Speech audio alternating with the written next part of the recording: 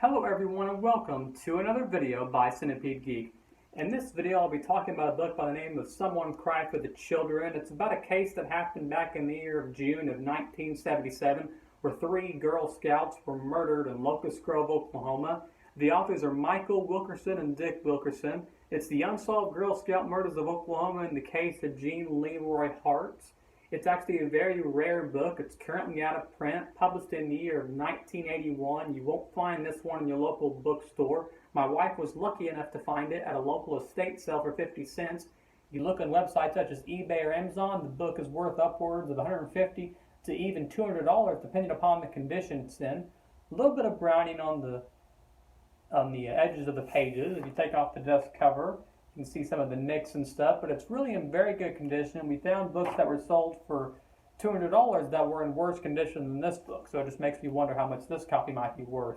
They had no idea what they were sitting on. They definitely wouldn't have been selling it for so cheap if they would have known. It even came with a copy of the Tulsa World back from the year of 2011. There's a picture of Jean Leroy Hart himself being arrested. And then it's got a picture of the victims that were raped and killed in 77, Lori Farmer, Doris Milner, and Michelle Guse, and forgive me if I pronounce any of their names wrong. And one of the most interesting things about the book, and this will be more of me just kind of talking about what the book contains and stuff you can learn and stuff like that, more so than review. It's really hard to review something that actually happened, a true crime, nonfiction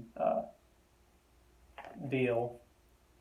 But one of the most interesting things the book talks about is that we always remember the killers or the serial killers that do these sort of heinous and atrocious and terrifying crimes, but we never remember the victims. And I don't want to compare crimes or people in any sense of the way, but if you think of serial killers such as John Wayne Gacy or Ted Bundy, the list goes on, and then maybe Jean Leroy Hart, we remember the names of the killers, we never remember the victims.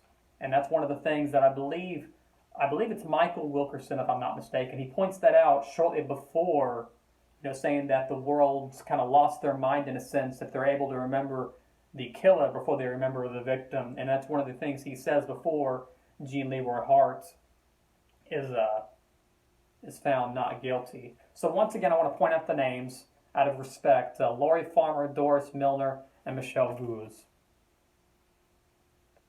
And what's another crazy and interesting thing is, even though he was found not guilty, in 79, I believe, so about 4 or 5 years after everything that happened, he ends up dying of a massive, grab the book real quick.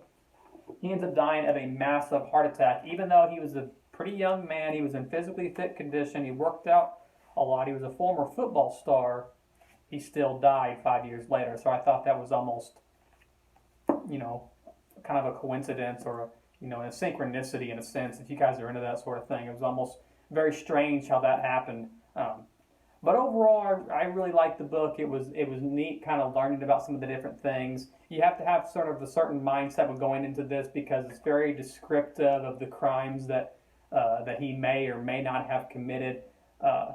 Another interesting thing is that whether he did or didn't do it, how far someone might go to defend someone that they knew, and that's what happens here. The indigenous people, the Indian people, didn't want to believe.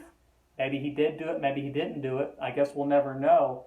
But didn't want to believe that someone from their same tribe or culture of the Cherokee name was able to commit an atrocious crime like that. They didn't want to kind of like tamper their good standing, and who could blame them, right?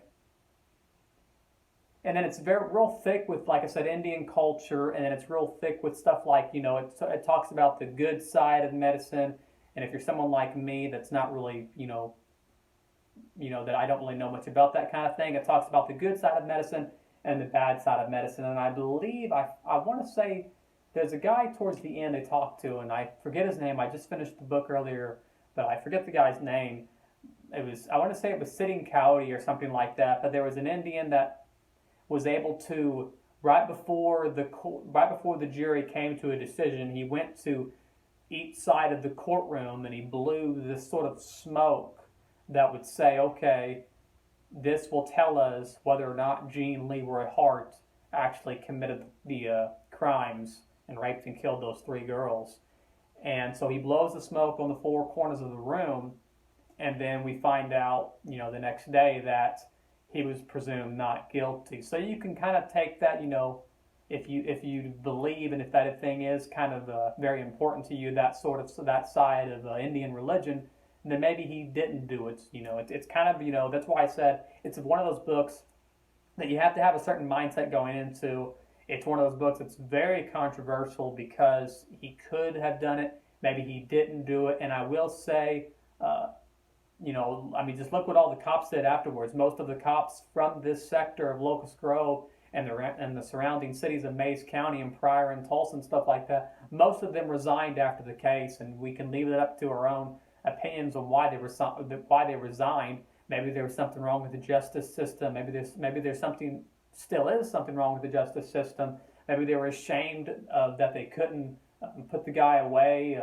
They were ashamed. I don't know. It's one of those cases that's just real interesting. And overall, a definite recommendation. If you can find this one at your local library, it's one of those ones you'll probably have to sit inside there and read and not be able to take out. But I definitely would, spend a couple hours reading it, because you'll blow through it in just a couple hours or a couple of days at least, depending on how fast of a reader you are. But it's one that you'll really enjoy, even if you know about Locust Grove in Oklahoma and stuff like that, even if you're maybe not interested in this sort of thing. It's definitely a book that can teach us a lesson as far as Indian culture and indigenous tribes, and then about, medicine and stuff like that. And then kind of, the I guess you could say the controversial side of the justice system, and then really wanting to pin these murders on Jean Leroy Hart, and knowing that he did